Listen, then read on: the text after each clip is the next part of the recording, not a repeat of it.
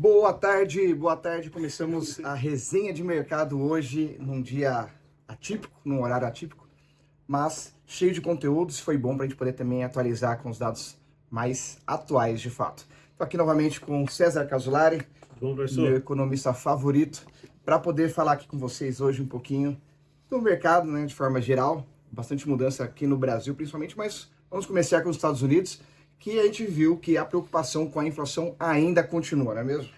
Vamos lá, o Fed segue muito preocupado com a inflação e está monitorando os danos para verificar se está tendo um arrefecimento robusto dos índices por lá, né?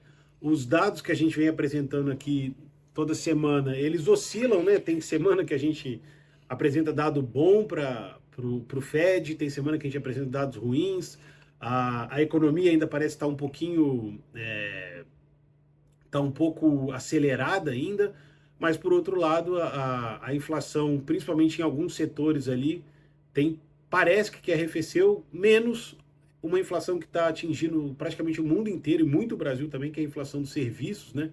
A gente vai falar daqui a pouquinho da zona do euro também, lá está com um pouquinho de problema em relação aos serviços, mas os mercados hoje, né, eles estão precificando um primeiro corte da taxa do Fed lá, dos juros do Fed em setembro e um outro corte em dezembro, né?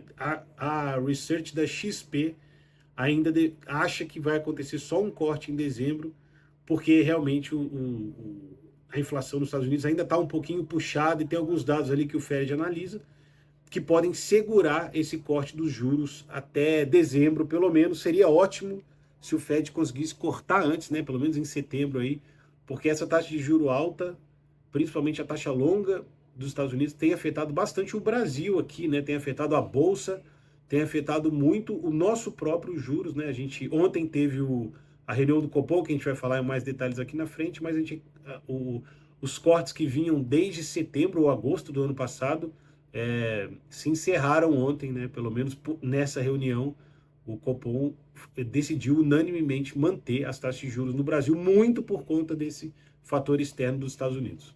O ponto de melhora lá nos Estados Unidos é que já estava muito mais alta a chance de ter somente um corte no final do ano, né? E agora a gente já vê com grandes possibilidades dois cortes que parece pouco e de fato não é muito, mas já é uma perspectiva melhor.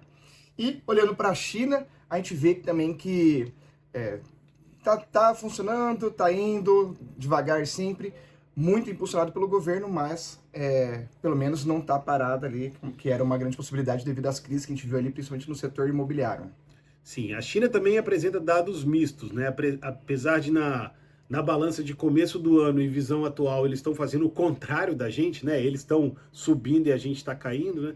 A perspectiva da China no começo do ano não era muito boa, eles estavam com um processo de deflação de muitos meses, apresentação de dados do setor imobiliário muito ruim, continua ruim, mas alguns outros setores melhoraram, serviço industrial, como a gente vai falar agora. E aqui no Brasil era o contrário, né? A gente tinha perspectiva de um ano muito bom no final do ano passado, e agora, no momento, a gente está, acho que no fundo do poço do governo Lula, né? O pior momento do governo Lula em termos, acho que tanto político quanto econômico, né? A produção industrial na China avançou 5,6% no primeiro trimestre, só que os preços dos imóveis lá, de uma forma geral, caíram 4%, que é a maior queda desde 2015. Foi a 11ª queda seguida no preço dos imóveis, medidos mensalmente, né?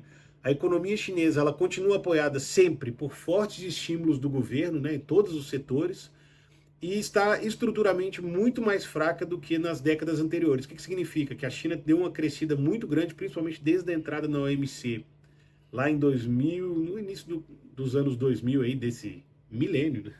No início desse milênio, e daí aproveitou 20 anos de um crescimento muito alto ali, de taxas de até 2 dígitos de crescimento do PIB, e agora estruturalmente é também o período mais difícil da China, mas isso não quer dizer que eles estejam em recessão ou algo do gênero, pelo contrário, eles esperam crescer 5%, o consenso ali é um pouquinho acima de 4 para cima, o que é uma excelente taxa para um país comum, mas para a China ainda pode ser pouco, dado o tamanho da população, dado o problema que eles têm ali do imobiliário, da demografia, né, que os chineses pararam de se reproduzir ali, então podem ter um problema lá na frente, ainda não é um problema muito grande.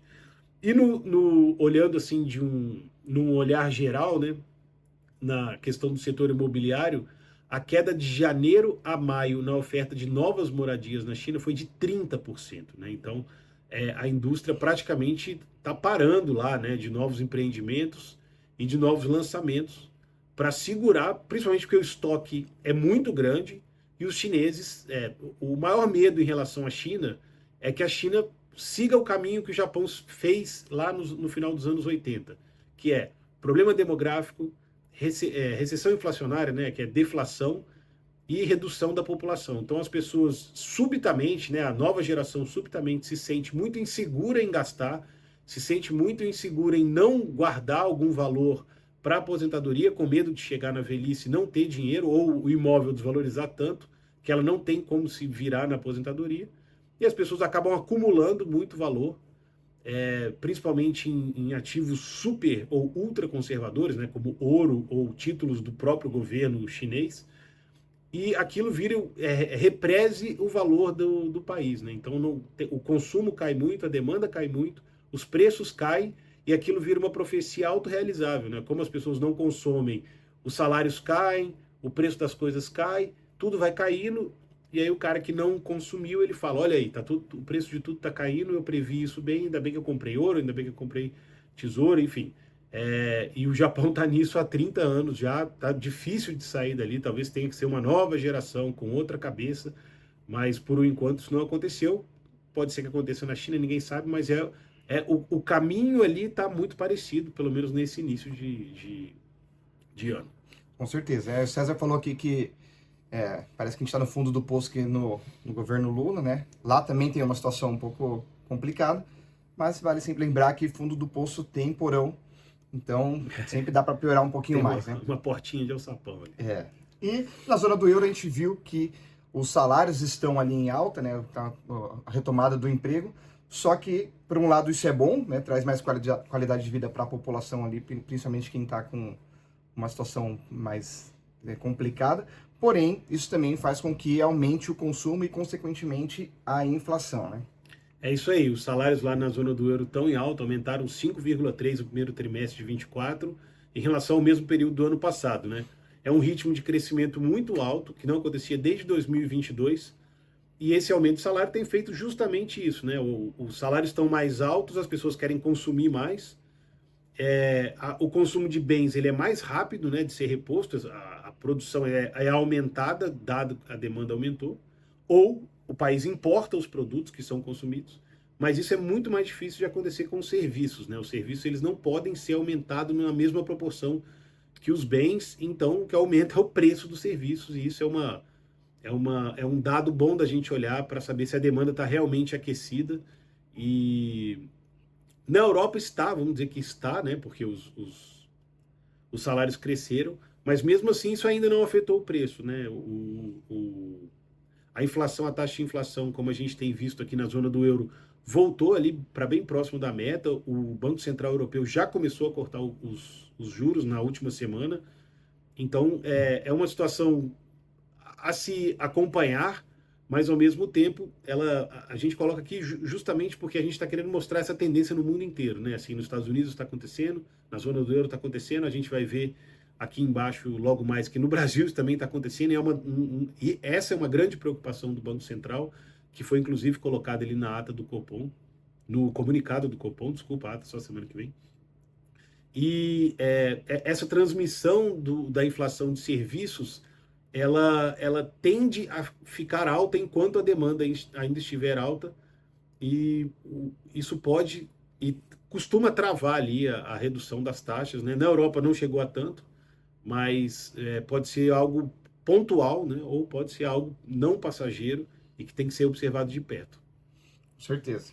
E lá na Argentina, a gente tem falado bastante deles, e finalmente a lei ônibus foi aprovada ali uma situação bem complicada ali, votos empatados, sendo que foi desempatada ali pela vice-presidente da Câmara, e isso traz bastante benefícios, mas também traz algumas derrotas ali para o governo. Pois é. A gente já falou que a lei ônibus já tinha sido bastante esvaziada e foi negada no Congresso. O governo Milei reeditou ela como lei geral, né, bem menor que a lei ônibus, ela já tinha tido vários cortes ali na Câmara, e quando chegou no Senado, para ser aprovada, foi aprovada por muito pouco, foi 36 a 36, 37 aprovava, voto de Minerva foi da vice-presidente da casa, e as derrotas do Milei são na área de privatização, né? Ficaram de fora da lei geral a YPF, que é a Petrobras deles, as aerolíneas argentinas, que sim, são estatais, o Correio e a Rádio e TV Argentina. Então essas quatro empresas aí estão fora do processo de privatização, que são as quatro grandes empresas da Argentina. Então provavelmente não, elas já estão fora e o Milei não vai conseguir, né, fazer nenhuma venda aí nesse quesito. Os ganhos dele foi mais político, né? A oposição já tinha 33 votos de 33 políticos que estavam ligados ao kirchnerismo, ali, ao governo anterior. Então eles só conseguiram mais 3 votos. E o partido do Milei, que tinha só 7 deputados, conseguiu 29 na coalizão, né? Totalizando 36, mais o voto da presidente. Então o Milei agora vai ter uma certa autonomia ali para tomar algumas medidas relativas à economia, né? Ele pode passar alguns decretos sem passar pelo Congresso agora oficializado, né? Ele vinha fazendo isso sem a oficialização do Congresso, em áreas como gestão pública, economia e energia, né? E seguindo aqui na pauta da Argentina, o mais importante dado da política argentina hoje, do país, né? Que é a inflação, que está em, se eu não me engano, agora 276% em 12 meses, mas a inflação de maio da Argentina vem em 4,2%, né? Saiu lá em dezembro de 25%, veio caindo por 5 meses consecutivos e agora está em 4,2%, o último dado tinha sido 8,8% do mês anterior.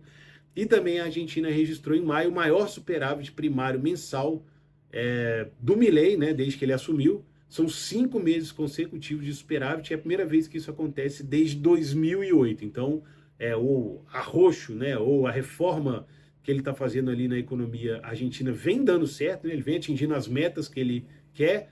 A gente já sabe que em junho a inflação deve vir um pouco acima de 4,2%, né, pelas prévias que a gente tem visto.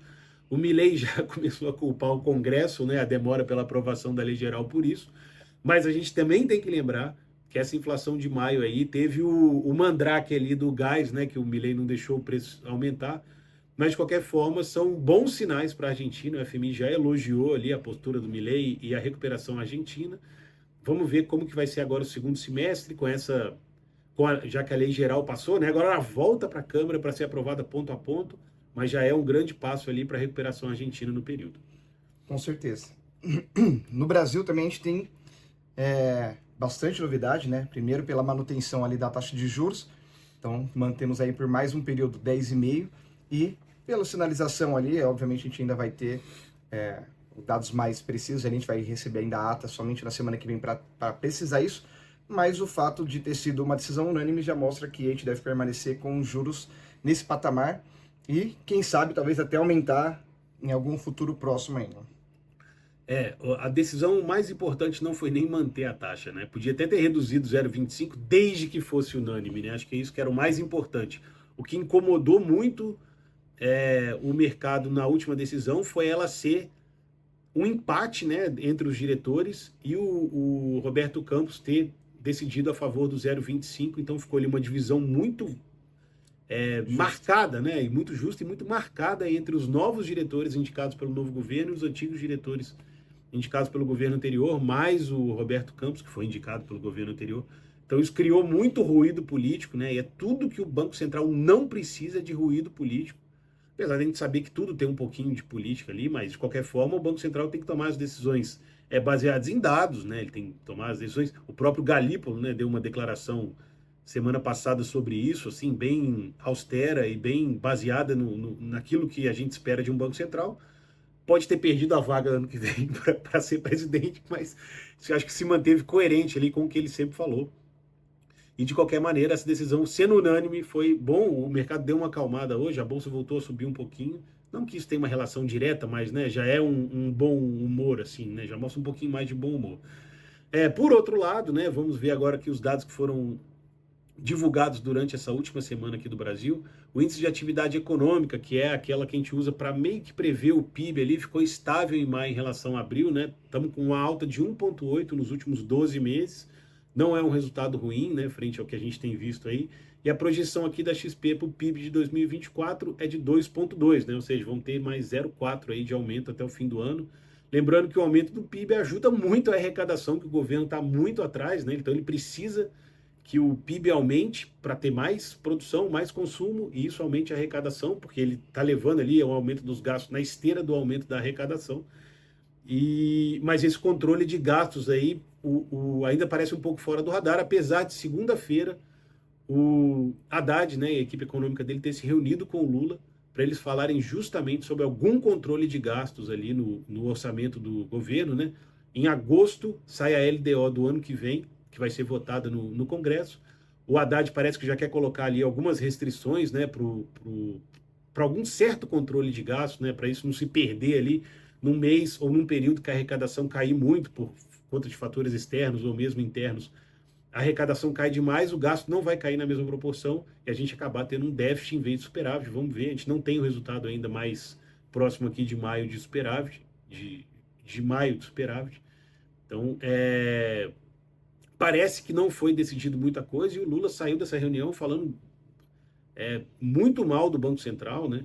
Falando que o presidente do Banco Central tem uma participação política no Brasil e tal, mas quem assiste o resenha sabe que a decisão é feita em 9 pessoas, né? São 8 diretores mais o presidente. Todos têm um voto, todos são independentes, eles podem votar da maneira que eles quiserem, baseado no que eles têm na frente deles. E nessa última foi unânime, então os 4 indicados pelo novo governo votaram a favor da manutenção da taxa igual aos outros. Então parece que ali isso aí tá fora do radar, essa discussão, tá meio fora de órbita aí. Qual que é o grande problema hoje que a gente enfrenta aqui no Brasil? É que o mundo inteiro está passando por um certo processo de abalo, de colocar a economia mesmo nos eixos para começar a cortar os juros. O Brasil também estava vindo nesse sentido, mas de repente esse ano parece que a gente pegou um caminho diverso das outras economias. Falamos bastante disso aqui na semana passada, mas agora a gente tem uns dados mais robustos para mostrar. Foi a desvalorização do real, né? O real foi a moeda que mais se desvalorizou no mundo entre os grandes e os emergentes. Tem a segunda maior queda na bolsa do ano. A gente está perdendo nesses 2 itens para a Argentina. A gente está com uma dívida muito alta, com perspectiva de aumento, e por isso os emprestadores para o Tesouro Nacional, né, quando o Banco Central faz os leilões de títulos para conseguir valores, tanto para usar no orçamento como para rolar a dívida, né, pagar os juros anteriores, de empréstimos anteriores, eles estão pedindo juros mais altos para o futuro. Né? E isso é um problema para o Brasil, porque aumenta o preço da nossa dívida, que já é cara, e teoricamente segura a Selic, como a gente viu agora, né? Segura a queda da Selic, que é a nossa taxa, como o professor gosta de falar, é a taxa de hoje, né? A taxa que a gente tem de meta para as operações de hoje.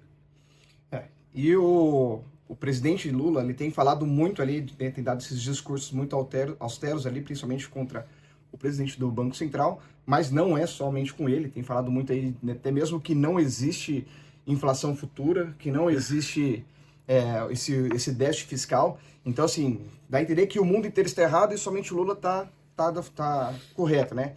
Então, senhor presidente, por favor, pare de tratar o povo como imbecil, porque tá fazendo tudo que a gente não precisa agora, e quem me acompanha que viu quanto que eu critiquei o Bolsonaro por falar muita besteira, agora o Lula vem e faz a mesma coisa de um outro sentido, né? Ele veio corrigir as besteiras que o Bolsonaro falou de um lado, mas vem falar besteira de outro lado.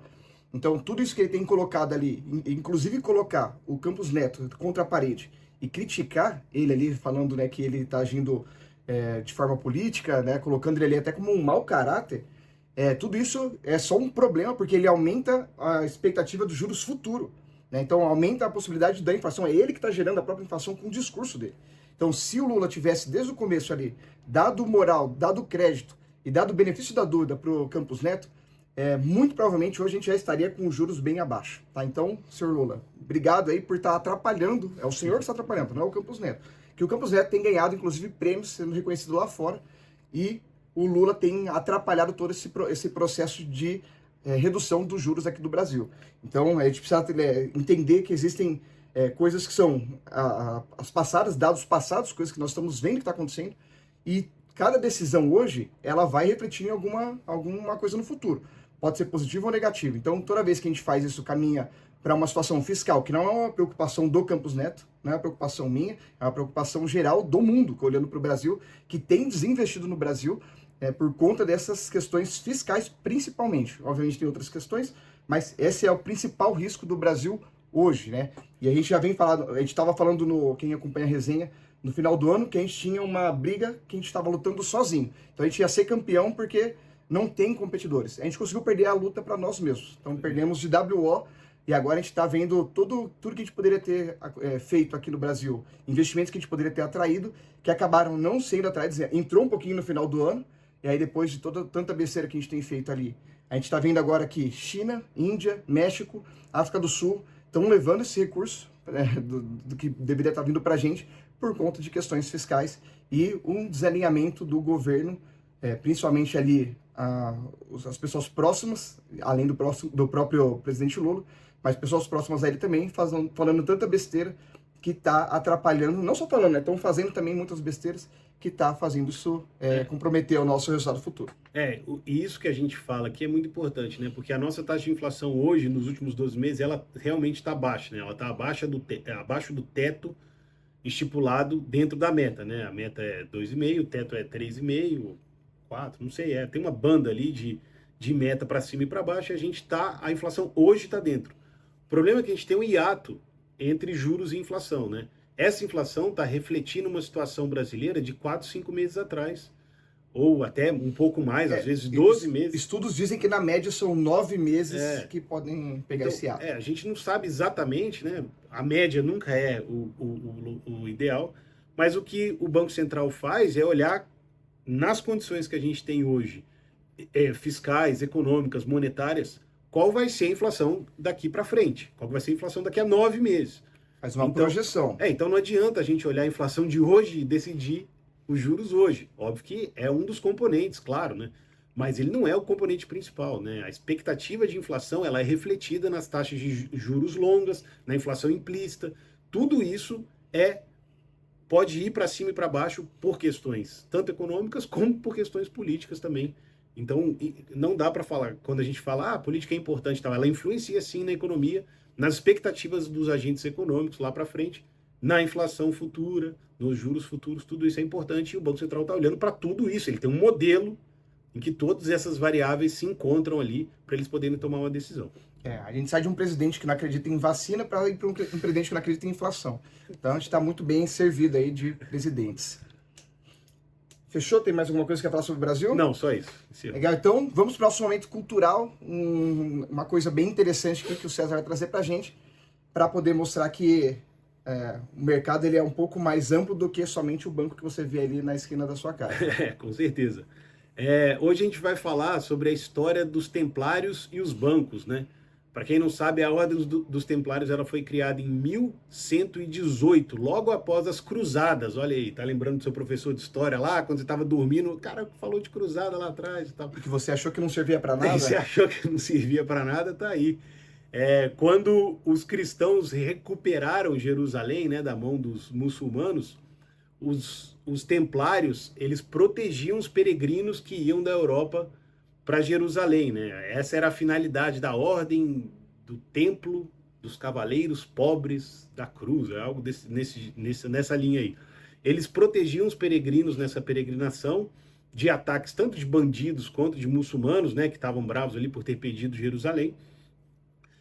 Mais precisamente ali no caminho de Jaffa a Cesareia, né, que é bem ali na chegadinha para Jerusalém, e eles foram admitidos, né, eles puderam virar uma ordem de acordo com uma bula papal de 1139, né, alguns anos depois, quando o pessoal lá dos Templários já estava mais estabelecido, foi visitar o Papa, explicar o que eles faziam, não sei o quê, eles foram reconhecidos oficialmente e ganharam isenções e privilégios, dentre os quais o líder ele teria o direito de se comunicar diretamente com o Papa, teria o direito de construir seus próprios oratórios, ser enterrado neles e tal. Então eles ganharam uma autonomia muito grande ali dentro da igreja, mas a principal que a gente quer falar aqui hoje é essa, de proteger os peregrinos. Então os peregrinos geralmente eram nobres, né, que queriam ir para Jerusalém para fazer as orações, para se arrepender, conseguir a salvação lá de acordo com os preceitos da ordem católica.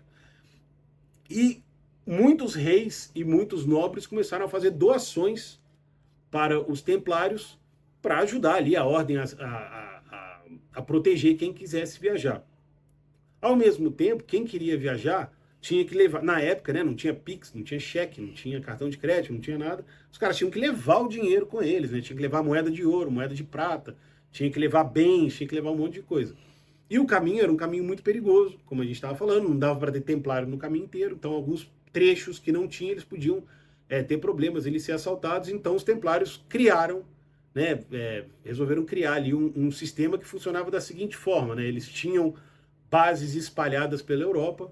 Você queria sair, por exemplo, da França, ia lá em Paris, depositava, ó, vou levar aqui 100 moedas de ouro lá para Jerusalém, ia no Banco dos Templários, lá, né, na sede da Ordem de Paris, depositava esse ouro, o cara lá te dava um papelzinho escrito, ó, esse cara aqui tá indo para Jerusalém, taranã, taranã, deixou 100 moedas de ouro aqui comigo, eu garanto, não sei o que, batia o selo, esse cara pegava o papelzinho dele e ia em peregrinação. Quando ele chegasse lá próximo de Jerusalém ou em Jerusalém, ele apresentava o papel no Banco dos Templários de lá e conseguia fazer o saque do dinheiro dele, inventando, talvez, a transferência internacional de valores em plena Idade Média, né? Então, a gente já tinha algo parecido assim, já teve algo parecido na China ou ali no Oriente Médio, já tinha algo parecido, mas era tudo feito pelo governo, né?